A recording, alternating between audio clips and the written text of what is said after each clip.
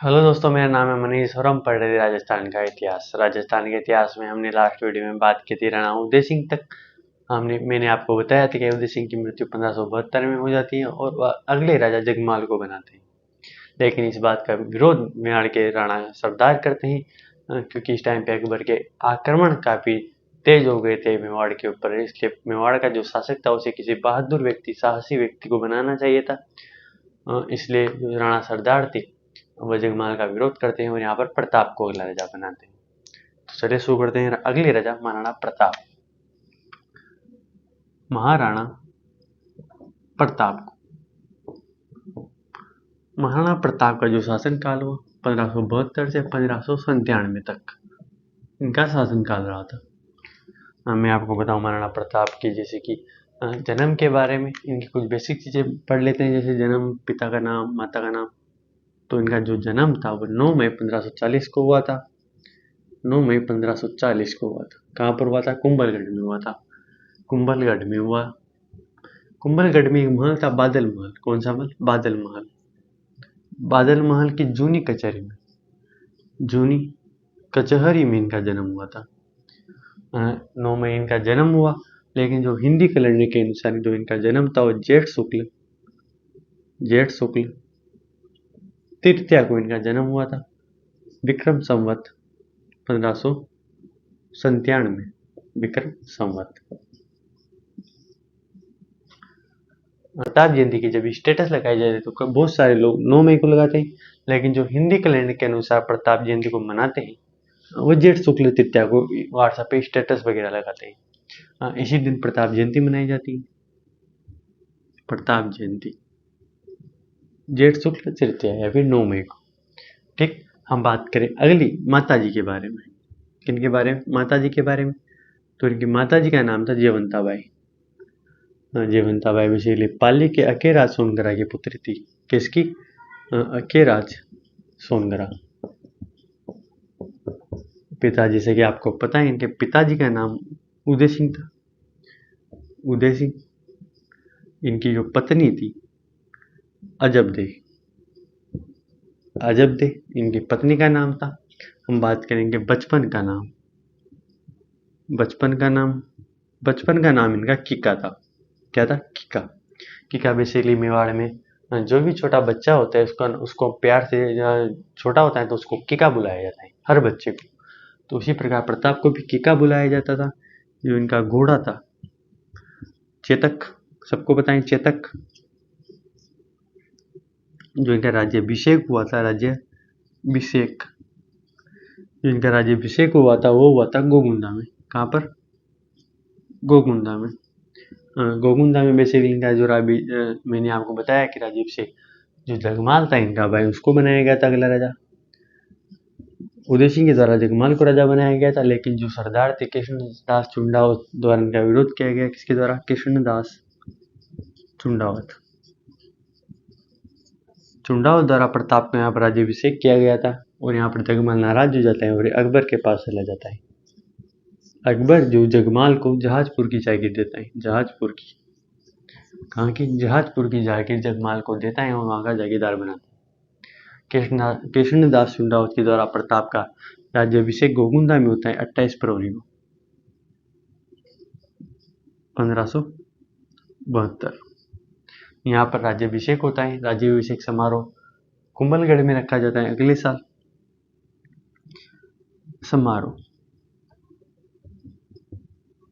राज्याभिषेक समारोह रखा जाता है कुंभलगढ़ में।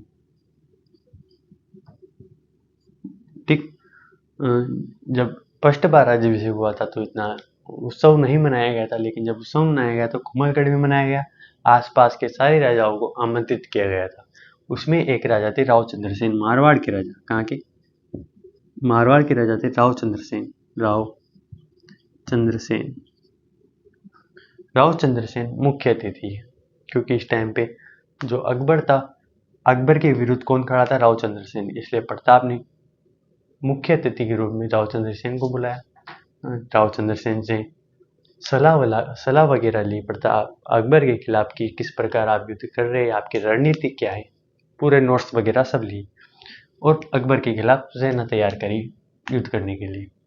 तो ये कुछ बेसिक जानकारी हमने बात की जन्म की। 9 मई 1540 को कुंभलगढ़ के बादल महल के जूनी कचहरी में इनका जन्म हुआ, जेठ शुक्ल तृतीया को हिंदी कैलेंडर के अनुसार। और जो इनकी माताजी का जीवंताबाई, इनके माताजी का नाम था जो कि अखेरा सोनगरा की पुत्री थी। पिताजी का नाम उदय सिंह था और इनकी पत्नी अजबती थी। बचपन का नाम किक्का था, घोड़े का नाम चेतक था। राज्याभिषेक गोविंदा में हुआ। कृष्णदास चुंडाऊ जी ने इनका राज्याभिषेक किया था।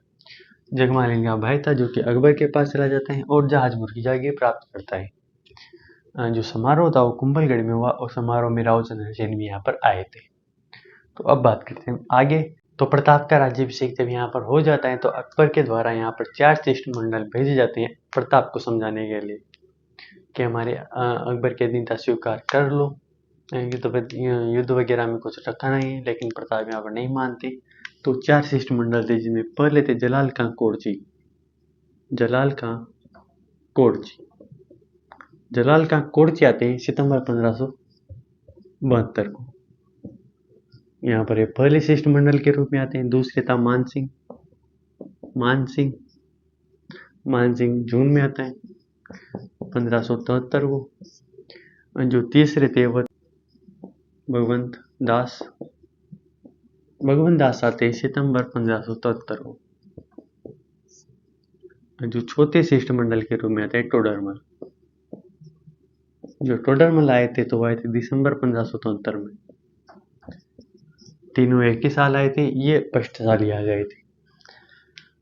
तो ये चारों के द्वारा प्रताप को समझाया गया कि अकबर के नेता स्वीकार कर लीजिए, लेकिन प्रताप नहीं मानते हैं। प्रताप इन चारों को सेम डायलॉग कहते हैं, चाहे परिस्थितियां कैसी भी हो लेकिन स्वाभिमान के साथ समझौता नहीं किया जाएगा।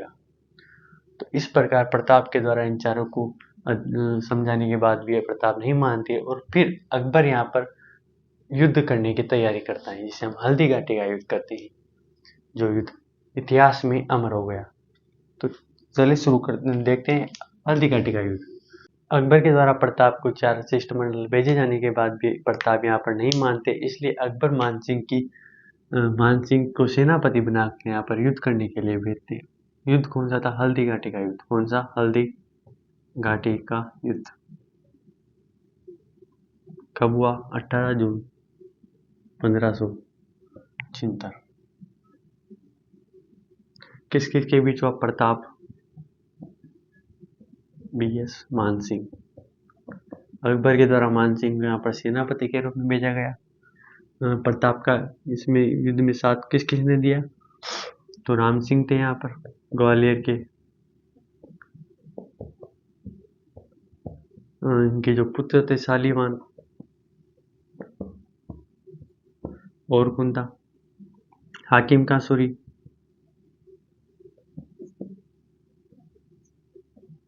कृष्णदास चुंडावत। और कृष्णदास चुंडावत, जलाबिद्दा, पूजाबील।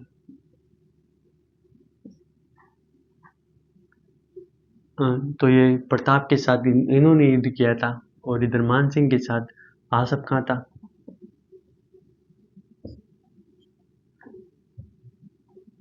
जगन्नाथ कच्छावा, मेहत्तर का माधव सिंह, लूणकरण सिंह। और कौन थे यहाँ पर? एक बदायूनी भी आया था। बदायूनी एक इतिहासकार था जिसने हल्दी घाटी के युद्ध की आंखों देखा वर्णन किया था। हम बात करें प्रताप के हाथी कौन कौन से थे? हाथी तो लूणा और राम प्रसाद का नाम बदलकर पीर प्रसाद किया था अकबर ने, पीर प्रसाद। और इधर जो मानसिंह के हाथी थे, मर्दाना था, गजमुक्ता था। ठीक, हाथी हो गए। जब हम बात करें युद्ध की, जब युद्ध शुरू हुआ तो बदायूनी द्वारा वर्णन किया गया है कि जब ये युद्ध शुरू हुआ था तो प्रताप की सेना ने मानसिंह की सेना पर इतना जोरदार हमला किया था कि मानसिंह की सेना युद्ध से भाग गई थी लगभग। लेकिन जो यहाँ पर 73 का था, कौन 73 का, इसके द्वारा एक अफवाह फैलाई गई, ढोल बजवाए गए कि भागो मत, अकबर स्वयं युद्ध करने के लिए हल्दी घाटी के युद्ध में आ रहे हैं। जब ये बात मुस्लिम सेना को पता चली कि महाराज स्वयं आ रहे हैं, तो वापिस युद्ध करने के लिए आते हैं, उनमें जोश बढ़ता है और फिर वापिस युद्ध शुरू हो जाता है। युद्ध शुरू होता है तो बदायूं यहाँ पर आसफ खान से पूछता है कि आपको कैसे पता चल रहा है कि कौन सा सैनिक अपना है, कौन सा प्रताप का है, क्योंकि दोनों तरफ राजपूत सेना थी, मानसिंह की सेना भी थी, प्रताप की सेना, दोनों राजपूत थे। तो यहाँ पर आसफ खान कहते हैं कि तुम किसी को भी तीर मारो, मरने राजपूत है, मुसलमानों का यहाँ पर भला होगा, किधर भी तीर मारो यहाँ पर दोनों तरफ कौन मरेगा, राजपूत मरेगा। तो ये कथन किसका था, आसफ खान का था। आपने जैसा कि आपको पता है कि प्रताप के द्वारा मानसिंह पर हमला किया गया था, जिसमें चेतक यहाँ पर घायल हो जाते हैं, प्रताप भी यहाँ पर घायल हो जाते हैं। तो जो प्रताप था वो यहाँ से युद्ध से बाहर चला जाता है और एक गांव पड़ता है बलीचा गांव। कौन सा गांव, बलीचा गांव। बलीचा गांव में यहाँ पर प्रताप आ जाते हैं। बलीचा गांव में यहाँ पर चेतक की समाधि बनी हुई, किसकी, चेतक की समाधि बनी हुई। कौन सी गांव, बलीचा गांव में। पीछे से जो यहाँ पर ज्यादा विद्या है, यहाँ पर राजचिन्ह धारण करते हैं, किसके, प्रताप के। राजचिन्ह कौन धारण करता है यहाँ पर, ज्वाला विद्या, किसके, प्रताप के। प्रताप यहाँ से बाहर चला जाता है। पीछे से युद्ध कौन कर रहे थे, ये सारे, लेकिन ये भी सारे क्या हो जाते हैं, वीरगति को प्राप्त हो जाते हैं यहाँ पर। इधर बदायूं इतिहासकार था, महितरका के द्वारा यहाँ पर घोषणा की गई थी कि महाराज आ रहे हैं। ठीक है, यहाँ पर जब बलीचा गांव में जाते हैं तो इनके पीछे शक्ति सिंह भी आते हैं।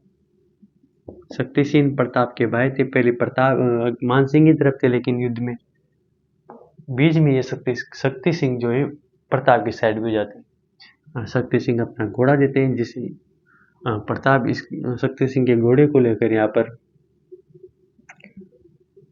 कोलियारी गांव पहुंचते हैं। बलीचा से कोलियारी गांव आते हैं। यहाँ पर कोलियारी गांव उदयपुर में पड़ता है। कोलियारी गांव में यहाँ पर अपना इलाज कराते हैं प्रताप आके। इधर युद्ध चल रहा था, लेकिन युद्ध में वही बात, यहाँ पर वीरगति को प्राप्त हो गए थे सारे। इधर मानसिंह के द्वारा प्रताप को पकड़ा नहीं जा चुका था, मतलब पकड़ा नहीं गया, बेसिकली ना पकड़ा गया ना मारे गए प्रताप। इसलिए जब ये मानसिंह और आसफ खान वापस अकबर के पास जाते हैं तो अकबर इनसे काफी नाराज होता है, इनको दरबार से निकाल देता है। अकबर खुद प्रताप को ढूंढने के लिए उदयपुर आता है, लेकिन अकबर भी असफल रहता है प्रताप को ढूंढने में, क्योंकि प्रताप उदयपुर से भी जंगलों में चले जाते हैं। जो ये युद्ध था इसको बदायूं के द्वारा अलग अलग इतिहासकारों के द्वारा अलग अलग नाम दिया गया, जैसे colonel James Tod. Colonel James Tod द्वारा कहा गया कि जो ये युद्ध था मेवाड़ की थर्मोमली था।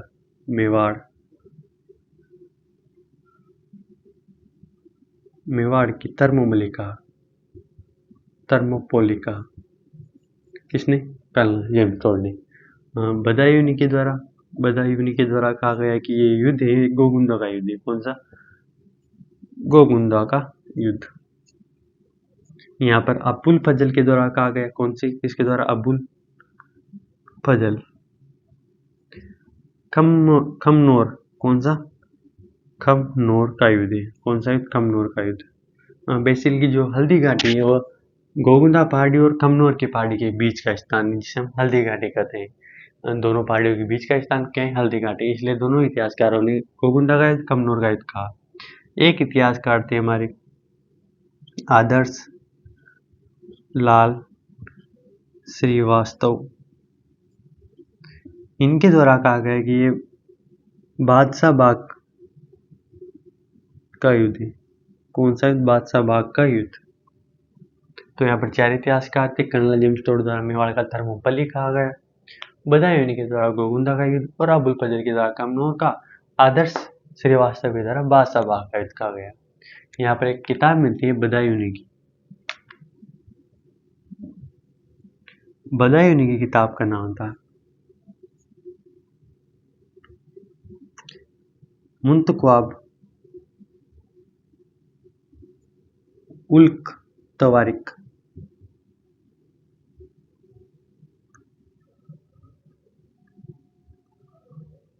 मुंतख ख्वाब उल्क तवारीख किताब में इस युद्ध का वर्णन मिलता है। कौन से युद्ध का? हल्दी घाटी के युद्ध का। तो यहाँ पर ये हल्दी घाटी का युद्ध था। मैंने आपको बताया अकबर स्वयं युद्ध करने के लिए आता है, लेकिन वो भी असफल होकर वापस चला जाता है। उसके बाद अकबर के द्वारा एक शाहबाज खां को सैन्य बयान के रूप में भेजा जाता है कि अकबर को प्रताप को पकड़ के लाओ।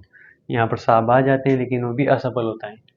तो अकबर के बाद अगला सैन्य बयान होता है वो शाहबाज का होता है। किसका? शाहबाज। शाहबाज अकबर के द्वारा शाहबाज को भेजा जाता है प्रताप को पकड़ने के लिए। शाहबाज के द्वारा जो युद्ध की आक्रमण हमला किया जाता है प्रताप के ऊपर, वो किया जाता है 15 अक्टूबर 1577 को। शाहबाज के यहाँ पर 3 आक्रमण होते हैं: 15 अक्टूबर 1577, 15 दिसंबर 1578, 15 नवंबर 1569। यहाँ पर शाहबाज 3 आक्रमण करते हैं। जब पहला आक्रमण करता है तो एक कुंभलगढ़ पर अधिकार कर लेता है। किस पर? कुंभलगढ़ पर। लेकिन प्रताप को पकड़ने में असफल रहता है। इसमें भी असफल रहा, इसमें भी असफल रहा। शाहबाज के द्वारा 3 आक्रमण किए गए 15 अक्टूबर 1577 को। यहाँ पर कुंभलगढ़ पर अधिकार करता है कब? 3 अप्रैल 1578 को। 3 अप्रैल 1578 को यहाँ पर कुंभलगढ़ पर अधिकार कर लेता है। लेकिन जब दो युद्ध असफल रहते हैं इनके, प्रताप को 3 युद्धों में नहीं पकड़ पाया, लेकिन कुंभलगढ़ पर यहाँ पर अधिकार कर लेता था। फिर इसके बाद जो अगला सैन्य अभियान भेजा गया था, इसी के बीच जो 1577 में, किसमें? 1577 ईस्वी में यहाँ पर भामा शाह द्वारा अकबर को पैसे दिए गए थे। जैसा कि आपको पता होगा, भामा शाह उनके भाई ताराचंद के द्वारा प्रताप को यहाँ पर 25 लाख रुपए और 20,000 यहाँ पर स्वर्ण मुद्राएं दी गई थी। किसको? प्रताप को, जिसे अपनी सेना इकट्ठी कर सके और अपनी सेनाओं को इकट्ठी करके प्रताप अकबर का सामना कर सके। भामा शाह को जैसा कि पता होगा, जैसे वर्तमान में कोई भी किसी चीज़ का दान दिया करता है, कोई भी व्यापारी या फिर कोई भी स्कूल में, जैसे कि आपको पता है सरकारी स्कूलों में कोई भी अगर कोई भी चीज़ का दान करता है तो वहाँ पर भामा शाह की लिस्ट में उनका नाम आता है। तो इस प्रकार सरकार के द्वारा जो भी योजनाएं चलाई जाती है उसमें भामा शाह योजना का नाम आता है। तो उसी प्रकार इनका भामा शाह का नाम भी फेमस हो गया। भामा शाह के द्वारा 25 लाख रुपए, 20,000 रुपये स्वर्ण मुद्राएं दी जाती हैं, 20,000 स्वर्ण मुद्राएं दी जाती हैं। तो इस प्रकार भामा शाह 1577 में प्रताप की सहायता करते हैं। शाहबाज खान ने 3 आक्रमण किए 1577, 78, 69, लेकिन तीनों में सफल नहीं हो पाया। अकबर के द्वारा अगला सैन्य अभियान भेजा गया था, जिसे हम कहते हैं शेरपुर की घटना। ये हुआ था 1580 में। 1580 में अकबर के द्वारा किसे भेजा गया? अब्दुल रहीम खाना।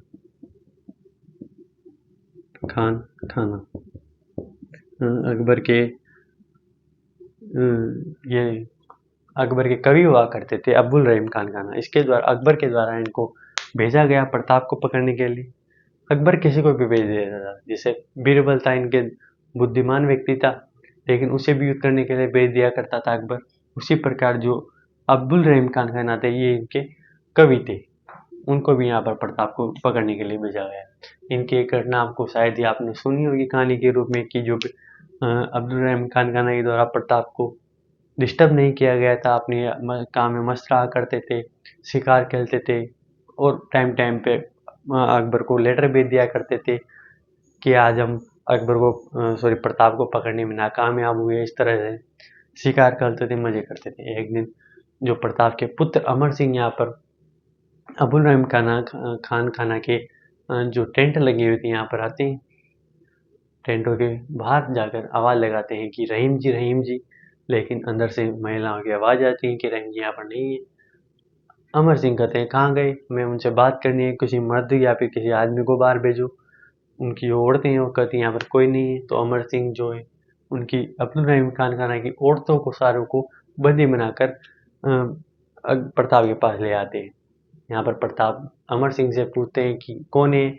अमर सिंह बताते हैं कि अब्दुल रहीम खाना की औरतें हैं, उनके परिवार से हैं। यहाँ पर प्रताप अमर सिंह को डांटते हैं और प्रताप अबुल रहीम खाना की जो परिवार की महिलाएं उन्हें सुरक्षित वापस यहाँ पर अबुल रहीम खाना के पास भेजते हैं, रहीम जी के पास भेजते हैं और एक क्षमा प्रार्थना पत्र भी भेजते हैं कि हमारे जो हमारे पुत्र थे अमर सिंह, इनके द्वारा गुस्ताखी की गई, इसके लिए मैं क्षमा मांगता हूँ, आगे से कोई भी आपको परेशानी नहीं होगी। तो यहाँ पर रहीम खान कान्हा जी बहुत प्रसन्न से खुश हुए प्रताप से और वापस अकबर के पास दरबार में लौट चुके थे यहाँ पर। तो इस प्रकार कुछ युद्ध वगैरह नहीं हुए थे, लेकिन अमर सिंह ने कुछ छोटी सी गुस्ताखी यहाँ पर की थी। ठीक, यहाँ पर जो 1580 में यहाँ पर सैन्य अभियान हुआ। इसके बाद 1580 से 1584 की 4-5 सालों में यहाँ पर कोई सैन्य अभियान नहीं हुआ अकबर के द्वारा। इसी बीच अकबर ने यहाँ पर 4 सैनिक चौकियां बनवाई थी, जिसमें थी देवारी, दिवेर, दूसरी सैनिक चौकी, तीसरी थी देसुरी, चौथी थी देवल। यहाँ पर जो देवारी सैनिक चौकी थी यहाँ पर ये थी उदयपुर में, और दिवेर थी राजसमंद में, देसुरी पाली में, दिवेर थी डूंगरपुर में। ये 4 सैनिक चौकियां अकबर के द्वारा स्थापित की गई थी ताकि प्रताप को पकड़ सके। मैंने आपको बताया कि 1580 से 1584 के बीच कोई सैन्य अभियान नहीं हुआ अकबर के द्वारा। इसी बीच प्रताप अपनी सेना को इकट्ठा करते रहे, जंगलों में छुपे रहे। एक दिन अच्छा मौका देकर दिवेर में इन्होंने युद्ध आक्रमण कर दिया अचानक। जो दिवेर था यहाँ पर सेनापति था अकबर का, सुल्तान का यहाँ पर अकबर के सेनापति तैनात थे। उसी टाइम पे प्रताप के द्वारा दिवेर पे आक्रमण किया जाता है 1582 में। 1582 में यहाँ पर आसफ सुल्तान खां के ऊपर प्रताप का आक्रमण होता है। इसी बीच जो प्रताप के राजकुमार थे अमर सिंह, ये युद्ध बेसिकली अमर सिंह के लिए याद किया जाता है, दिवेर का युद्ध। इस युद्ध में अमर सिंह के द्वारा सुल्तान खां को ऐसा वार करके मारा जाता है कि सुल्तान खान जो थे वो घोड़े से 2 भागों में बढ़ जाते हैं। युद्ध इतना भयानक था कि इस युद्ध की विजय के बाद प्रताप की वाहवाही हो जाती है आसपास के क्षेत्रों में। इस प्रकार दिवेर के बाद चारों सैनिक चौकियों पर प्रताप का अधिकार हो जाता है। यहाँ पर दिवेर का युद्ध जब होता है तो इसे कर्नल जेम्स टोड के द्वारा मेवाड़ का मैराथन कहा जाता है। मेवाड़ का मैराथन, हल्दी घाटी के युद्ध को कर्नल जेम्स टोड के द्वारा मेवाड़ का मैराथन का थर्मोपली कहा गया था। यहाँ पर दिवेर के युद्ध को यहाँ पर इनके द्वारा मेवाड़ का मैराथन कहा गया। आपको ध्यान रखना है दोनों चीजें। फिर हम बात करें अगले सैनिक अभियान की कि अकबर के द्वारा अगला अंतिम सैन्य अभियान किसको भेजा गया था। तो मैं आपको बताऊं कि जो अकबर के द्वारा 1584 में जगन्नाथ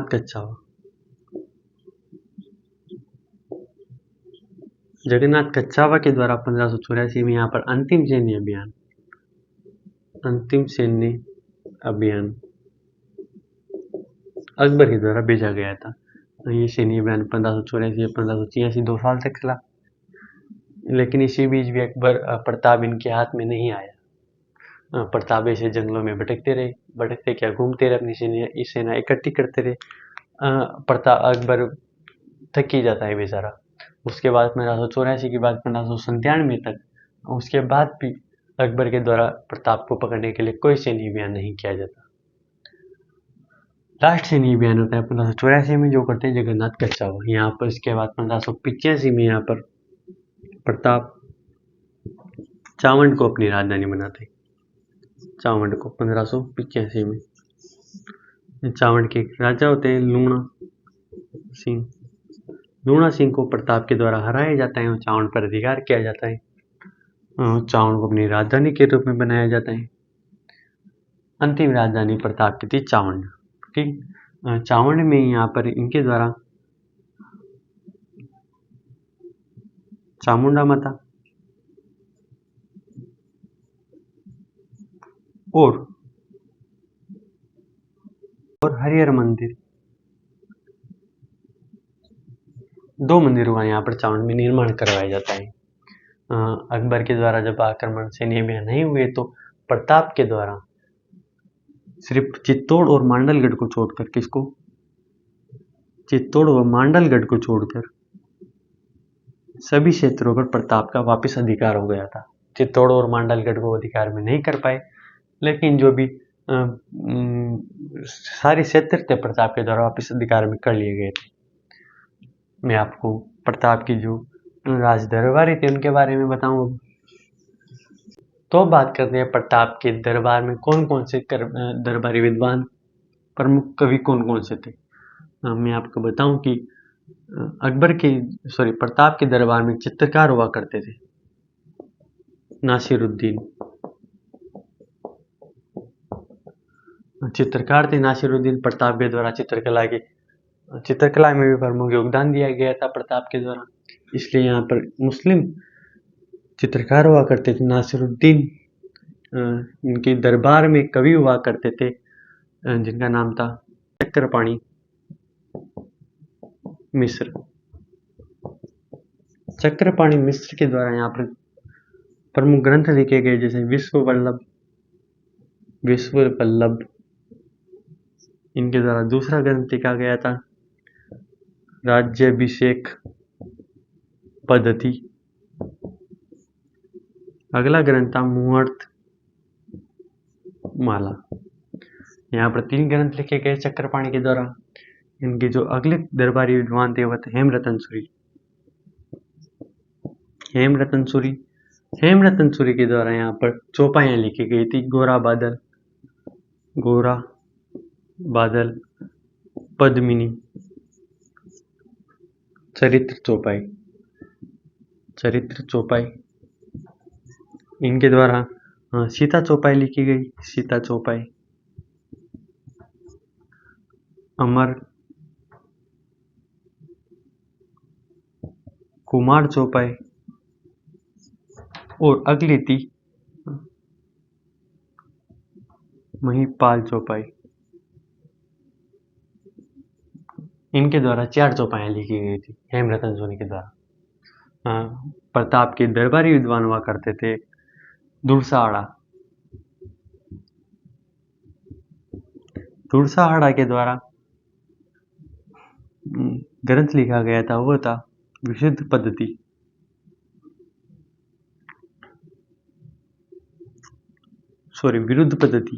कौन सी पद्धति?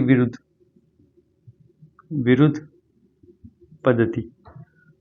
एक हुआ करते थे माला साधु। कौन? माला साधु के द्वारा जूलना की रचना की गई थी। किसकी? जूलना। हमने बात करी चित्रकार नासिरुद्दीन। चक्रपाणि मिश्र जो कि दरबारी विद्वान थे, उनके द्वारा विश्व वल्लभ राज्याभिषेक पद्धति, मुहूर्त माला लिखी गई। हेमरतन सूरी के द्वारा गोरा बादल, पद्मिनी, चरित्र चौपाई, सीता चौपाई, अमर सिंह महिपाल चौपाई लिखी गई। दुर्साहड़ा के द्वारा विरुद्ध पद्धति, माला साधु के द्वारा जूलना लिखी गई। फिर मैं बताऊं आपको, जो प्रताप जो इनकी मृत्यु हुई थी वो हुई थी 19 जनवरी 1597। जो इनकी समाधि बनी हुई, क्या समाधि? ये बनी हुई है बारडोली में इनकी 8 खंभों की छतरी बनी हुई है। अमर सिंह के द्वारा बनाई गई थी। कितनी? 8 खंभों की छतरी। कहाँ पर बनी हुई है? बारडोली में। मृत्यु कब हुई? 19 जनवरी 1597 को। किसकी? प्रताप की। तो ये थे हमारे महाराणा प्रताप। तो आज के लिए बस इतना ही। मिलते हैं अगली वीडियो में। अगर आपको वीडियो अच्छी लगी तो वीडियो को लाइक करें, शेयर करें, चैनल को सब्सक्राइब करें। मिलते हैं अगली वीडियो में, तब तक के लिए धन्यवाद।